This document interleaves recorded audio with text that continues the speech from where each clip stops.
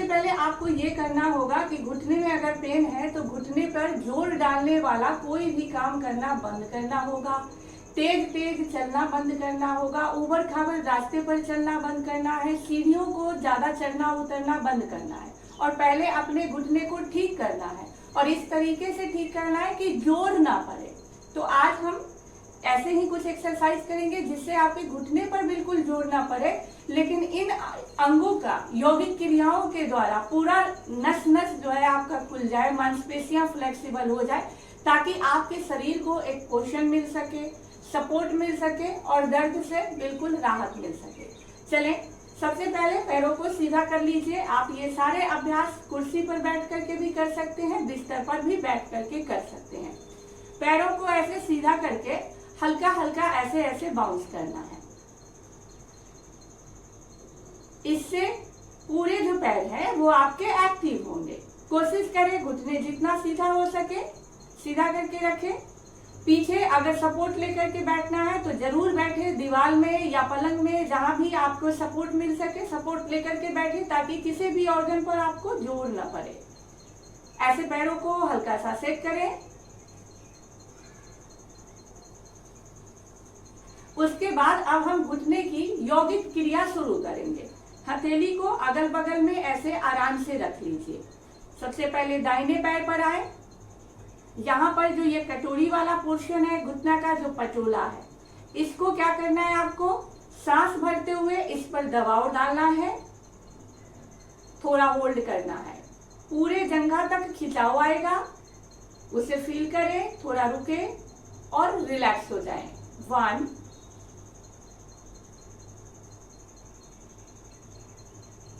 2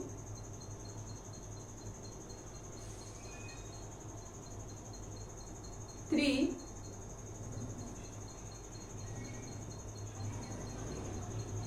4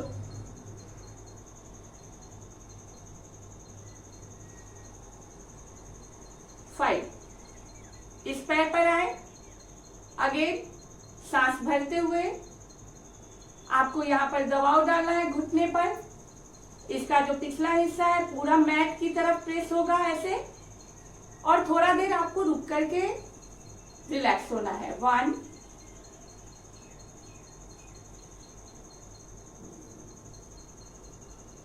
2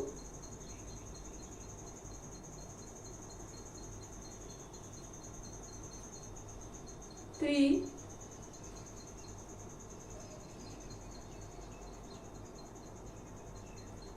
4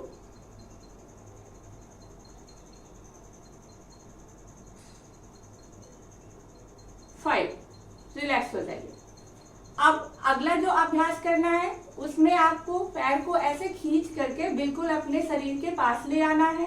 हाथ को लॉक करके यहाँ जंघा के पास रख लेना है। अब क्या करना है, सांस भरते हुए धीरे धीरे पैरों को आगे की ओर लेकर के जाना है। पूरा स्ट्रेच, घुटना बिल्कुल सीधा, पंजे बाहर की ओर। ये जो एरी है ये आपका जमीन से देख लीजिए 5-6 इंच उठा हुआ रहेगा। फिर सांस छोड़ते हुए रिलैक्स। 1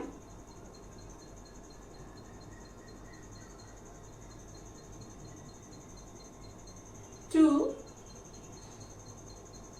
सांस भरते हुए आगे जाए। घुटना ध्यान रखें कि पूरा सीधा करने का कोशिश करें। 3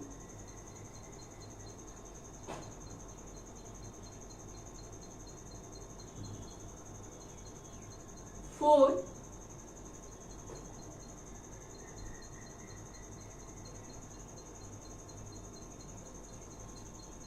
5। रिलैक्स। दूसरे साइड से आए।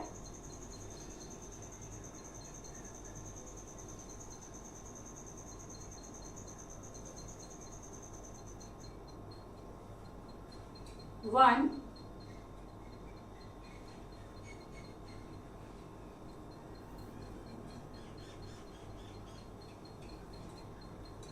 2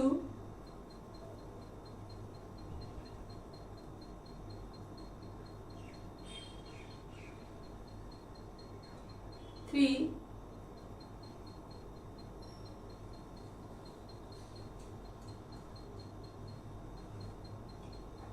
4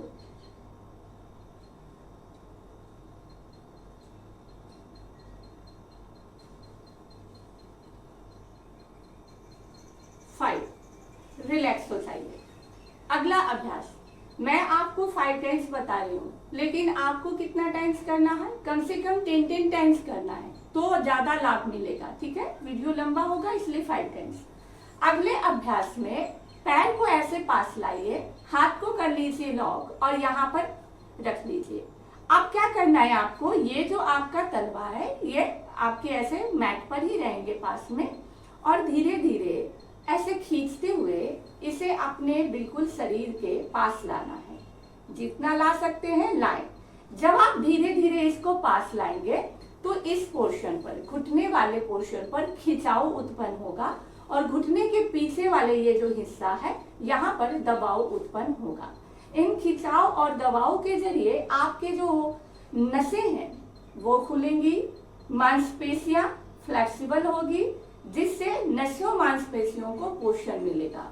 1 अगेन, सांस भरते हुए धीरे धीरे धीरे धीरे पास लाएं। जितना पास ला सकते हैं लाएं, थोड़ा होल्ड करें और रिलैक्स हो जाएं। 2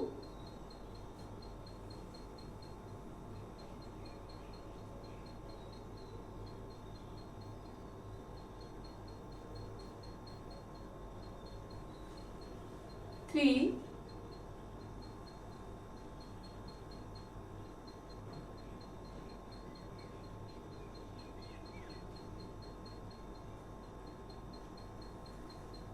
4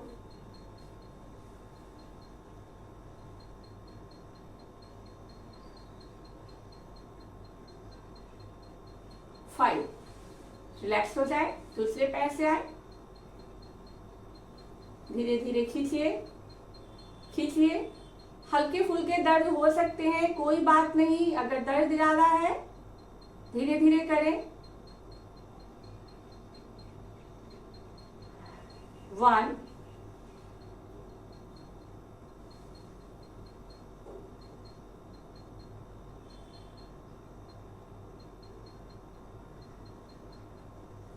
2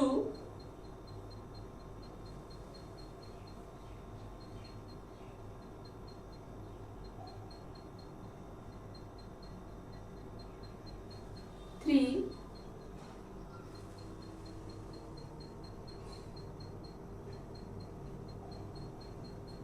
4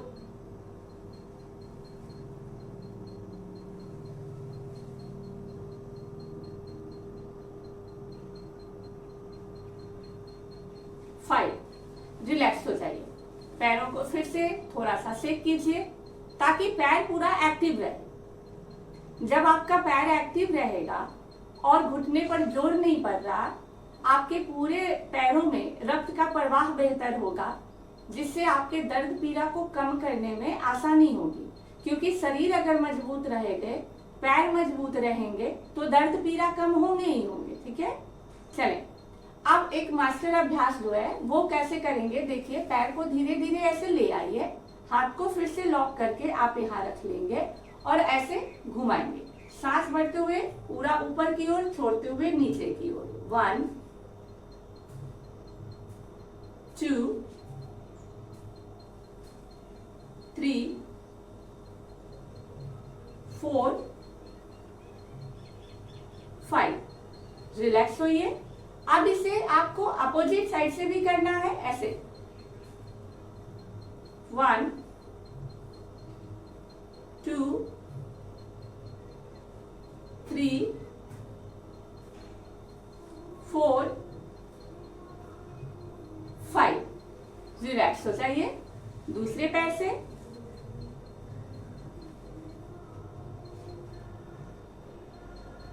1 2 3 4 5। फिर से अपोजिट साइड कीजिए। 1 2 3 4 5 रिलैक्स हो जाइए। ये सारे अभ्यास आपको कितनी बार करने हैं? कम से कम 10 टाइम्स।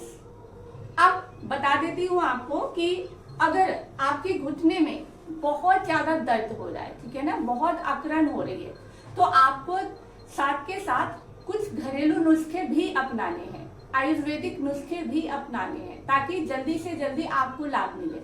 तो पहले बताऊं मैं सिकाई, ठीक है। अगर आपके केवल दर्द है तो आप क्या करेंगे? गरम सिकाई करेंगे।